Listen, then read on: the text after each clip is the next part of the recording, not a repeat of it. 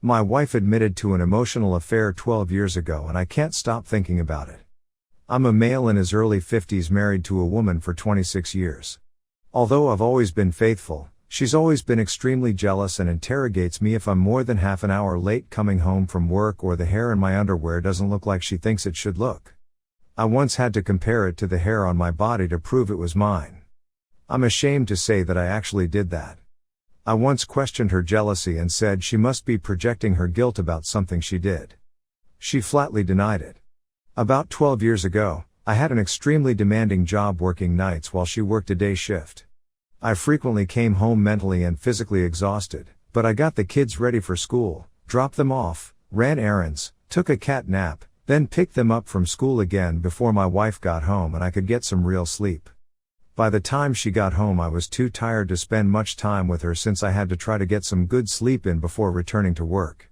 I made an effort to spend quality time with her and the family over my days off, but my wife said she still felt neglected. At this time, I was making nearly twice her income and I was proud of being able to pay the bills, but the exhaustive routine was sliding me into a sad state. When I expressed that I was in a bad place mentally and I needed a career change soon, she just told me to deal with it until I can find something else that pays the same because I was the main provider. That was not the supportive response I was looking for, so I soldiered on.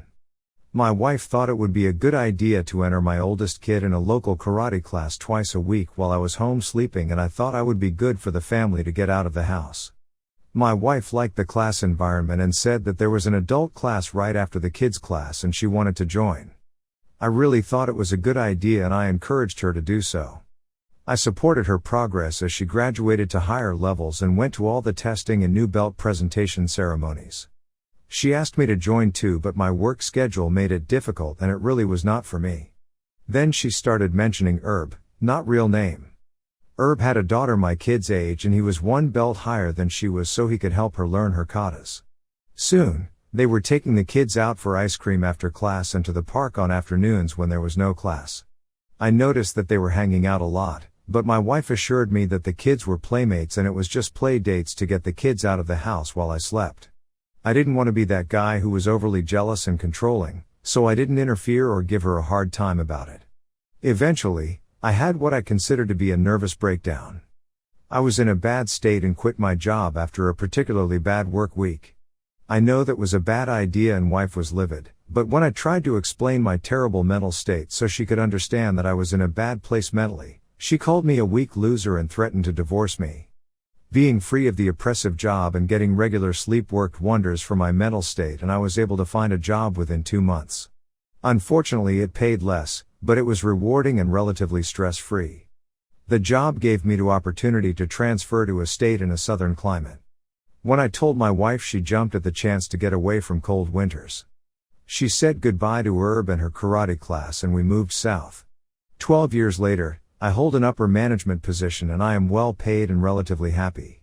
I thought my wife was as well, but lately, she has been distant and moody. I was researching infidelity issues because my siblings were dealing with it in their lives and I didn't know how to talk to them about it. My wife told me that she noticed me looking up infidelity advice videos on YouTube and it made her worry. That's where my current issue starts. I explained that I was trying to gather useful advice for my siblings because I had no personal experience to work from. We started to have a conversation about the topic and I noticed her becoming uncomfortable. Then I tried to put her at ease by saying that I am too aware of the negative consequences of infidelity and I wouldn't be able to feel good about being with someone else knowing that I was betraying someone who loved me. She responded with, "So you're saying you've thought about it?" I explained that I only thought about the negative aspect of the scenario. I wasn't fantasizing about anyone in particular. This was true. I have never even come close to considering an acquaintance or coworker as an affair partner. She still insisted that I had just confessed to thinking about having an affair with someone. She seemed relieved at her perceived confession and tells me that she thought of it too. I asked what she meant and she explained that when I was working the night shift she felt abandoned and I wasn't giving her the attention that she needed. When she met Herb in karate class, he paid her compliments and gave her the attention that I wasn't giving her while I was home sleeping. She said there were several times that he came over with his kid and they took walks to the park where they would talk while the kids were playing. He talked about the issues with his wife and she complained about me. She felt that their time together was rewarding and looked forward to seeing him every week. I asked her if talking was all she did and she said yes, but if he had made a move to kiss her she wouldn't have stopped him. She went on to say that if we hadn't moved away they would have had physical intimacy because she would have made a move on him. She said the only reason he didn't do anything was because he was afraid of his wife, but she was definitely emotionally involved. I said that was nothing like me imagining a negative infidelity scenario and that she just admitted to an emotional affair with him. Well, you're guilty of the same thing because I was just thinking about it too. Anyway, it was a long time ago and I'm still with you. She saw that I was getting upset and seemed shocked. I asked if there was anyone else and she said no. I said I couldn't discuss it anymore and I had to process what she told me. Now I can't sleep because I can't stop thinking about it. Why would she bother telling me something like that knowing it would hurt me? Is there more to her story that she's leaving out? I'm terrified that this is a trickle truth situation and there is more that she is holding back.